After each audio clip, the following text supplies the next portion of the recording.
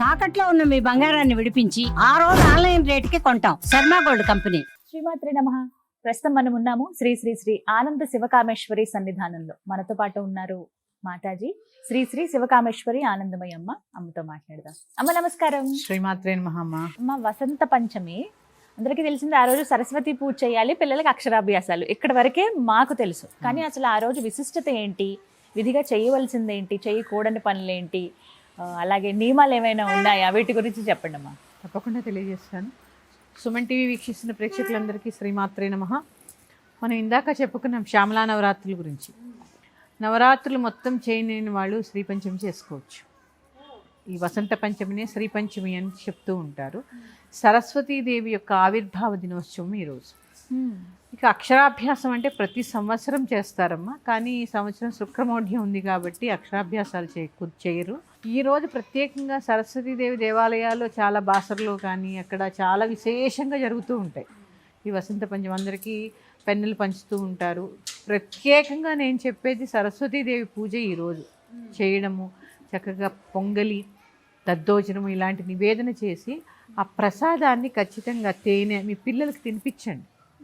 మంచి జ్ఞానవృద్ధి కలుగుతుంది. పిల్లలకే కాదమ్మా, చదువు పిల్లలకి కావాలి, జ్ఞానం పెద్దలకి కావాలి. అవును, నిజం కదా.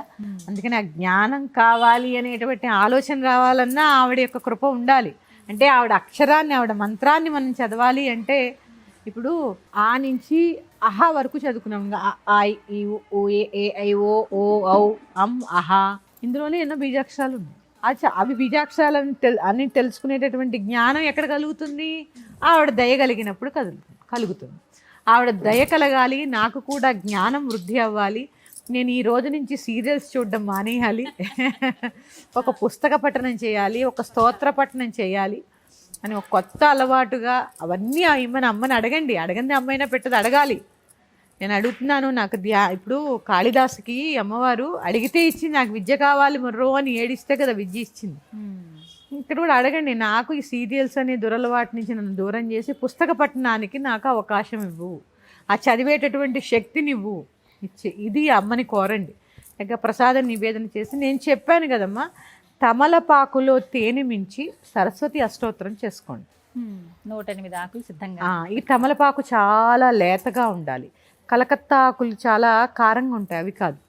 చాలా లేతగా ఉన్నటువంటి తమలపాకును తీసుకొని ఈ యొక్క తేనెలో ముంచి ఇలా కారిపోతాయి కాదు, జస్ట్ ఇలా టచ్ చేయాలంతే. చేసి 108 సరస్వతి అష్టోత్తరం చేసుకుని అవన్నీ ఇంటిల్లిపాది ప్రసాదం కింద స్వీకరించండి. మీ పిల్లలకి, మీ పిల్లల ఫ్రెండ్స్కి, మీకు తెలిసిన వాళ్ళకి, బంధువర్గానికి అందరికీ కూడా పంచవచ్చు. ఇది శ్రీ పంచమి యొక్క విశేషతమా. ఇక్కడి నుంచి అన్నీ, ఎందుకంటే మాఘమాసం మొదలైపోయింది కదా, మాఘ స్నానాలు, తర్వాత చూడండి సప్తమి, ఇలా చాలా ఉంటాయి. మళ్ళీ భీష్మాష్టమి, భీష్మ ఏకాదశి చాలా ఉంటాయి ఈ మాఘమాసంలో. వసంత పంచమి ప్రత్యేకంగా అమ్మవారి యొక్క ఆరాధనకి చాలా విశేషము. చాలా చక్కగా ఉదయాన్నే లేవడము, స్నానాది కార్యక్రమాలు ముగించుకొని సరస్వతీదేవి ఆరాధన చేయండి. మంత్రం ఏదైనా పిల్లలతో చేసే ఓం సరస్వతీదేవి నమో నమః. ఇంతకు మించి ఏముంది? అందరికీ తెలిసిన శ్లోకాలేమ్మా. సరస్వతీ నమస్తుభ్యం విద్యే కామరూపిణి విద్యారంభం కరిష్యామి సిద్ధిర్భవతుమే సదా. ఇక్కడ మన అక్షరాభ్యాసం గురించి అనుకున్నాం కదమ్మా. మన అక్షరాభ్యాస సాంప్రదాయంలో ఉండేటటువంటి గొప్ప ఇదేంటి తెలుసా? శివుడి యొక్క సిద్ధమంత్రం ఉంటుందమ్మా. అది మనకి బీజాక్షరాలు లేకుండా అక్షరాభ్యాసంలో రాయిస్తారు. ఓం నమ శివాయ సిద్ధం నమః అని. అంటే అంత గొప్ప చూడండి.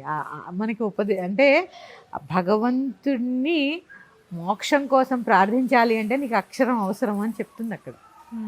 నీకు జ్ఞానం కావాలి, నువ్వు భగవంతుడి దాకా చేరాలి అంటే నీకు కావాల్సింది అక్షరము అని చెప్పడానికి ఇవన్నీ మన ధర్మం చాలా గొప్పదమ్మా, చాలా గొప్పది. ప్రత్యేకంగా అసలైతే వసంత పంచమి రోజు చేయొచ్చమ్మా, కానీ శుక్రమౌఢ్యం కాబట్టి ఇప్పుడు చేయట్లేదు. మామూలుగా అయితే మాఘమాసం అంతా పుష్యమాసం దాకా శూన్యమాసం, మాఘమాసం నుంచి అన్నీ జరుగుతూ ఉంటాయి కాబట్టి చక్కగా చేసుకోవచ్చు. ఈ విధంగా వసంత పంచమి జరుపుకోవచ్చు. జరుపుకోవచ్చు. చక్కగా వివరించారమ్మా. నమస్కారం. శ్రీమాత్రే నమః తల్లి.